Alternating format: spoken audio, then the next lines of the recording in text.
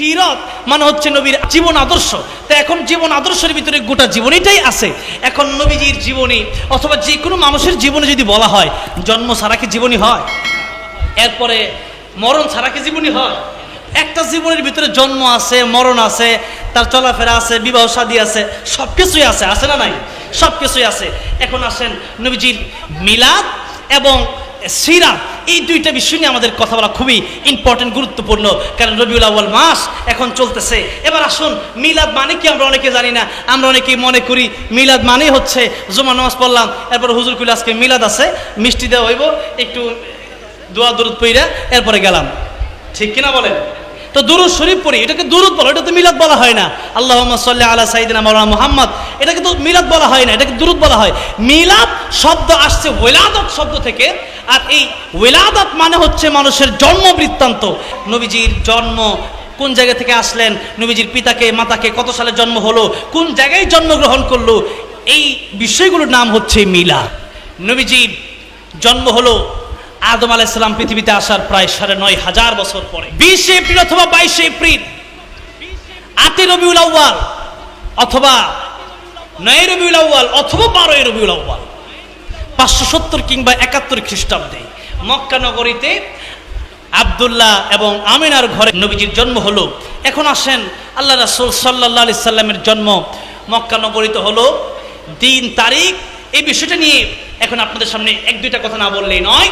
দিন তারিখের যে ব্যাপারটা প্রায় সিরাতের গ্রন্থে আমি দেখেছি, যে রাসূলুল্লাহ সাল্লাল্লাহু আলাইহি সাল্লামের রবিউল আউয়াল মাসে রাসূলুল্লাহ সাল্লাল্লাহু আলাইহি সাল্লাম জন্মগ্রহণ করেছেন, এটা সঠিক। কিন্তু কেউ বলেছেন, ঐতিহাসিকরা বলেছেন ৮ রবিউল আউয়াল, কেউ বলেছেন ৯ রবিউল আউয়াল, কেউ বলেছেন ১২ রবিউল আউয়াল। এখন আমরা অনেক এমন লোক আছি যারা ৮ এবং ৯ ব্যাপারটা জানি না, শুধু ১২ রবিউল আউয়ালটাই জানি, ঠিক কিনা? আবার এই ৩ তারিখের ভিতরে সবচাইতে বেশি ঐতিহাসিকগণ যেই মত দিয়েছেন, ওই মত হচ্ছে ৯ রবিউল আউয়াল। বলেন তো কত রবিউল আউয়াল?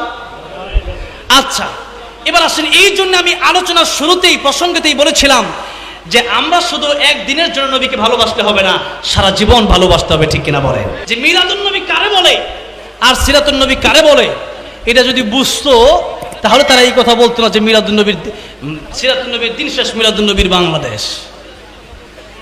৭ অন্ধ গেছে হাতি দেখতে, কারা গেছে? ৭ জন। কারা গেছে বলেন না? অন্ধ। তো অন্ধ কি হাতি দেখতে পারে নাকি? কিভাবে দেখবে? হাতায় হাতায় দেখবে। কিভাবে দেখবে? হাতায় দেখবে। তখন ঠিক আছে, শুরু করা যাক, দেখা শুরু করা যাক।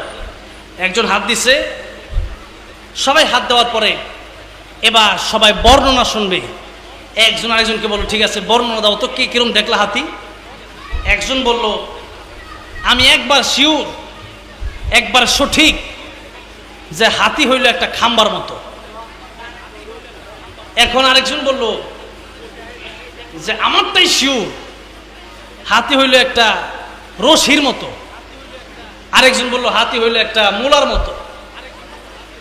আরেকজন বলল হাতি হইল একটা কুলার মতো। আরেকজন বলল হাতি হইল একটা দেওয়ালের মতো। আরেকজন বলল হাতি হইল কলা গাছের মতো।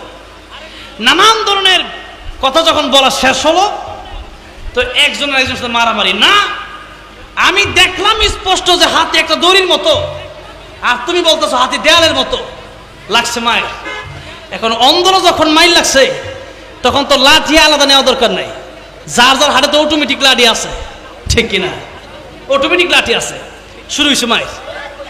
তো এখন মায়ের যে শুরু হয়েছে, বলেন তো মারামারি এটা কি আসলে কোনো কারণে না অকারণে?